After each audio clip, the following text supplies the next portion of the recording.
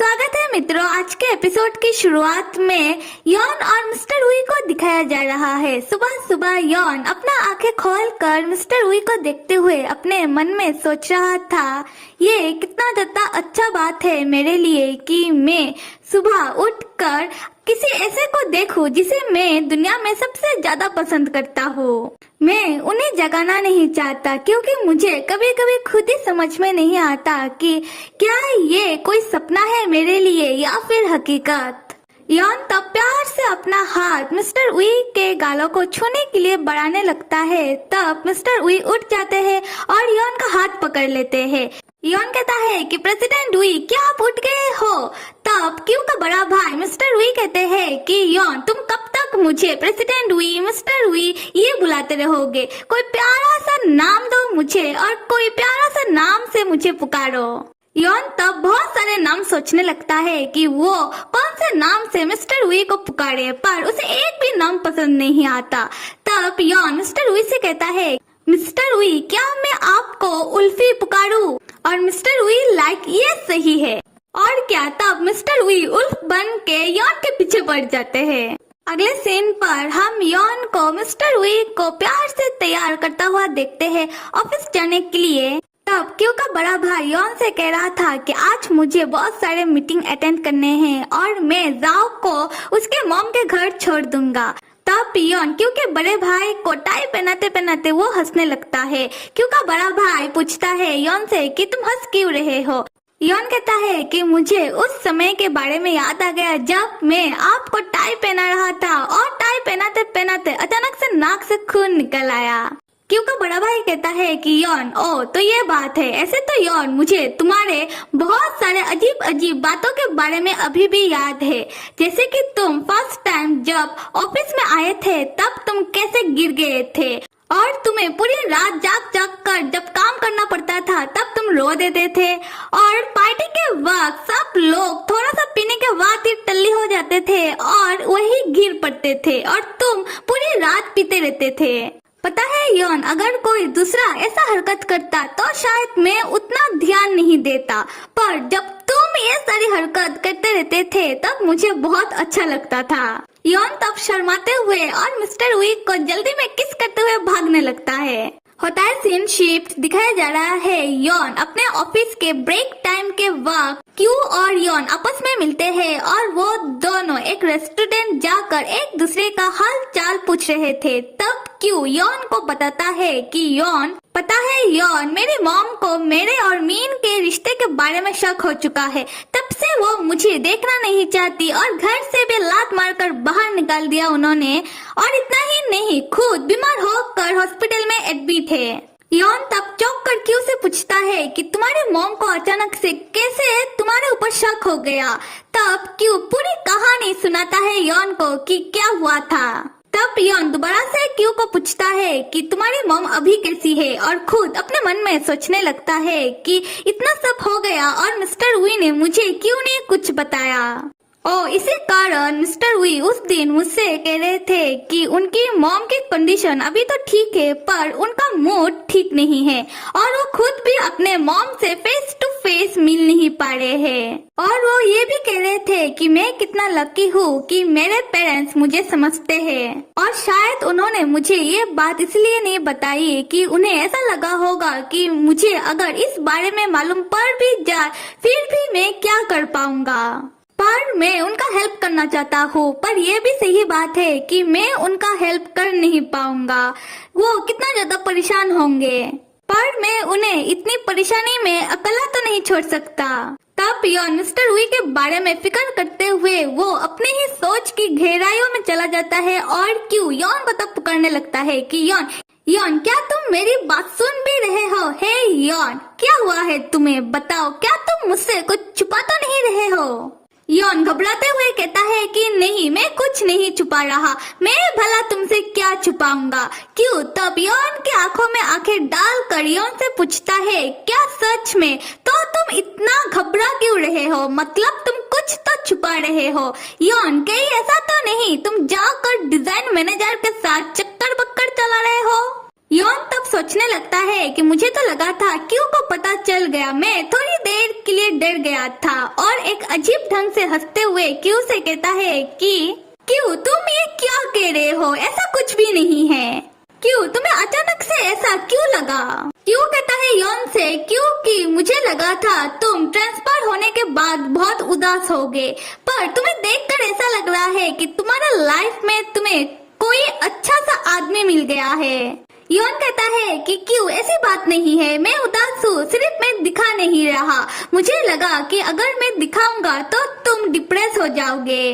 क्यों कहता है अगर तुम इतना ही उदास हो तो तुम अपनी उदासी अंदर मत रखो, क्योंकि तब तुम खुद ही डिप्रेस हो जाओगे। और मालूम है यॉन, बहुत दिन पहले मुझे किसी ने कहा था कि पुराने वाले को जाने दो तो ही नया वाला एंटर करेगा। तो तुम्हें नहीं लगता कि तुम्हें भी एक बार ट्राई करके देखना चाहिए? यॉन फिर से अजीब ढंग से हंसते हुए कहता है कि क्यों तुम ये कैसी बातें कर रहे हो, आंटियों की तरफ बातें मत करो। क्यों तब सीरियस होकर कहता है कि यॉन मैं तो बस मजाक कर रहा था, मैं खुश हूँ ये देखकर कि तुम अपने लाइफ में खुश हो। तुम खुश हो तो मैं भी खुश हूँ। देखो यॉन तुम मेरे बेस्ट फ्रेंड हो और मुझे मालूम है कि कुछ दिनों से हम सब अपने लाइफ में बिजी हो चुके हैं और शायद हम एक दूसरे को इतना टाइम नहीं दे पाते और पहले की तरह बातें भी नहीं कर पाते। शायद एक दूसरे का सुख दुख भी उतना शेयर नहीं कर पाते। मैं सोचता हूँ कि अगर हम पहले जैसे रहते तो कितना अच्छा होता ना। यॉन अगर तुम्हें कुछ भी प्रॉब्लम हो तो मुझे बताने से हेजिटेट मत करना, ठीक है? तब हम यॉन को देखते हैं जो क्यू के बातों से बहुत सेंटी हो चुका है। उसे बुरा लगने लगता है कि वो क्यू के बड़े भाई के और उसके रिश्ते के बारे में अभी तक क्यू को बता नहीं पा रहा है। उसी वक्त क्यू का बड़ा भाई यॉन को कॉल करता है और यॉन तब क्यू का बड़ा भाई का कॉल क्यू के सामने काट देता है। क्यू पूछता है कि यॉन तुम फोन क्यों नहीं रिसीव कर रहे हो? यॉन कहता है कि खैर छोड़ो, चलो अभी हम खाते हैं और बाद में मुझे अपने ऑफिस में भी तो जाना है। दूसरी तरफ हम क्यू के बड़े भाई को देखते हैं जिसे यॉन के ऊपर गुस्सा आ रहा था कि यॉन ने कैसे उनका फोन काट दिया, वो भी ऑफिस के ब्रेक टाइम में। आते हैं फिर से क्यू और यॉन की तरफ, जहाँ क्यू यॉन को बाय कहते हुए जा रहा था और यॉन तब बहुत ज्यादा टेंस होकर सोच में पड़ जाता है। यॉन तब अपने ऑफिस की तरफ चलते हुए सोच रहा था कि मैं अभी ही क्यू को बता देता, पर मैंने नहीं बताया। मुझे मालूम है कि क्यू ऐसे फ्रेंड वो मेरे बारे में बहुत फिक्र करता है, पर मैं क्या बताऊं क्यू को कि मेरे वजह से उसके बड़े भाई का सिचुएशन भी उसके जैसा हो गया है। जब उसे मालूम पड़ेगा क्या तब वो मुझसे नाराज होगा। मुझे लगा नहीं था कि कभी ऐसा सिचुएशन भी आएगा। अगर क्यू के फैमिली को मालूम पड़ जाए कि उनका बड़ा बेटा भी उनके छोटे बेटे की तरह ही निकला तो सिचुएशन बहुत ज्यादा उलझ जाएगा। तब यॉन और ज्यादा परेशान होकर दोबारा अपने मन में सोचने लगता है कि मुझे तो खुद ही नहीं मालूम कि मिस्टर वी मेरे बारे में क्या फील करते हैं। क्या वो मेरे लिए सीरियस है या फिर वो सिर्फ कुछ नया एक्सपेरिमेंट कर रहे हैं। मेरे पास बहुत सारे सवाल है, पर मैं ये चाहता हूँ कि मिस्टर वी सिर्फ मेरे होकर रहे और इससे पहले मेरे लिए कुछ भी ज्यादा मायने नहीं रखता था। तब यॉन क्यू के बड़े भाई को कॉल करके कहता है कि मिस्टर वी मैं क्यू के साथ था, इसीलिए मैं आपका कॉल रिसीव नहीं कर पाया। क्यू का बड़ा भाई कहता है कि कोई बात नहीं। यॉन कहता है कि मिस्टर वी मुझे आपसे कुछ बात करनी है।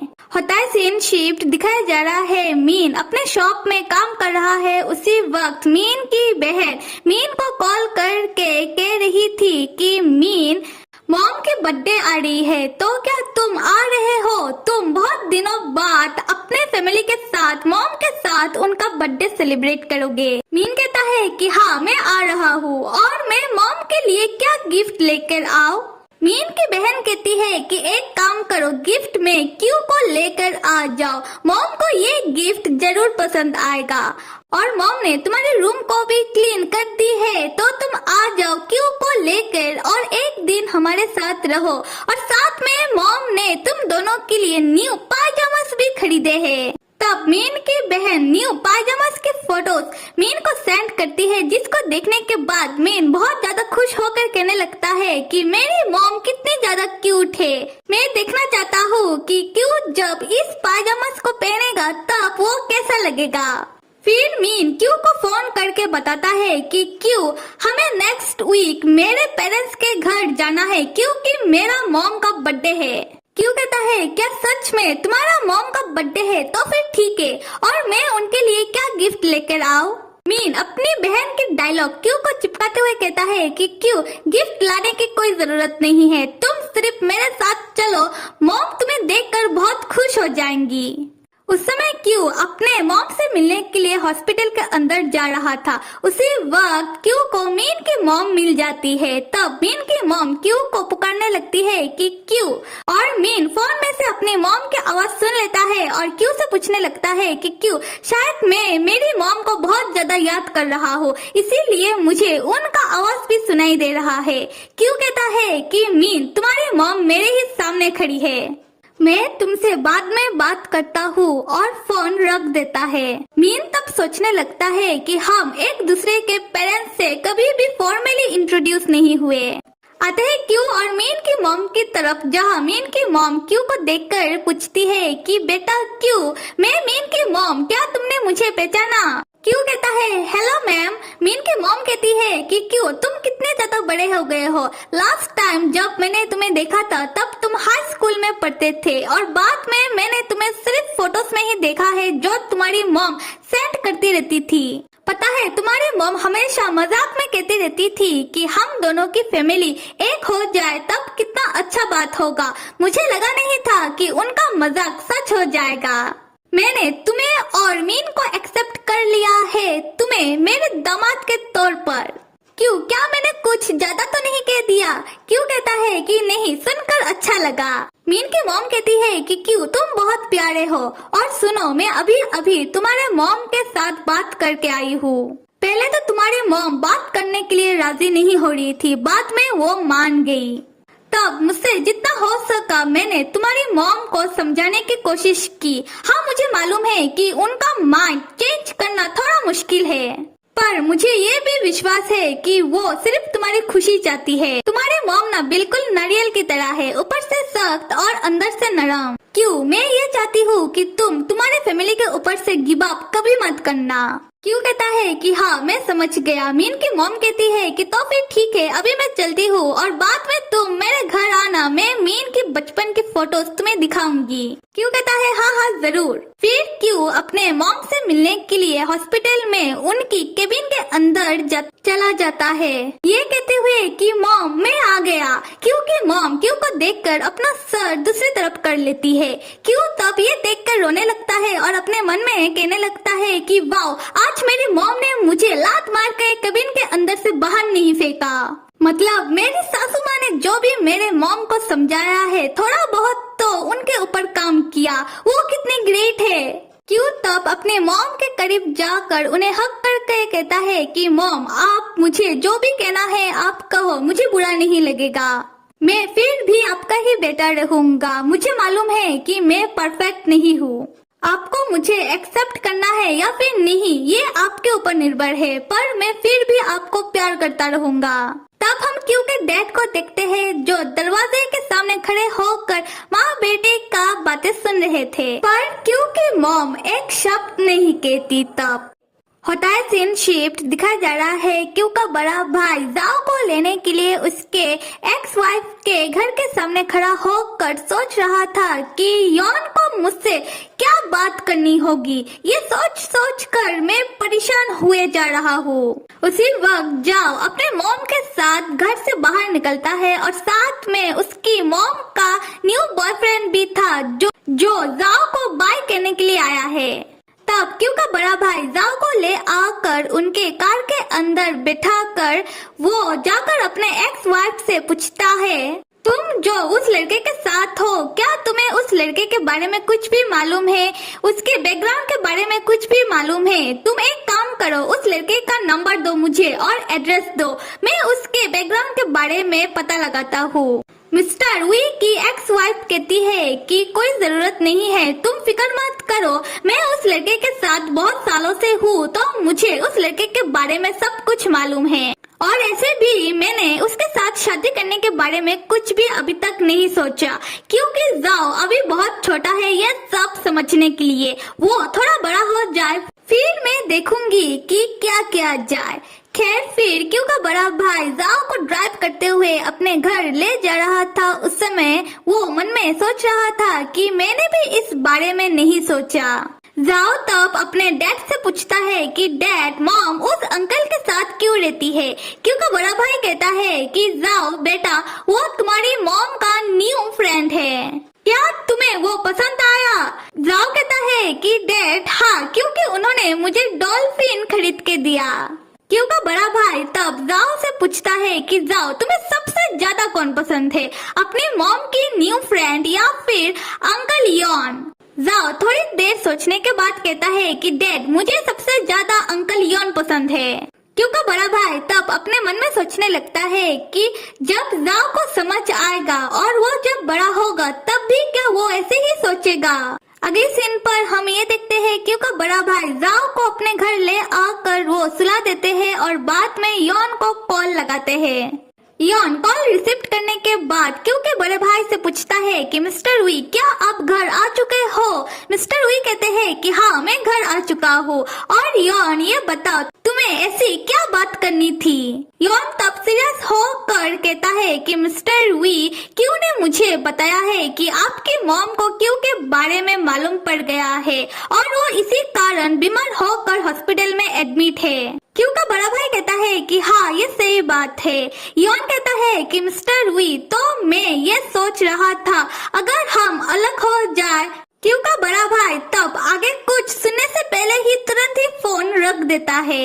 यॉन चौंक कर कहने लगता है कि मिस्टर वी ने फोन रख दिया, ये क्या बात हुई? और मेरे प्यारे मित्रों मजे के लिए एक सवाल, क्या कभी भी किसी को कॉमिक कैरेक्टर के ऊपर क्रश हुआ है? आंसर जरूर कमेंट बॉक्स पर बताना और आप सब लाइक सब्सक्राइब और कमेंट करना तो बिल्कुल भी मत भूलिएगा। Till then stay with me and see you.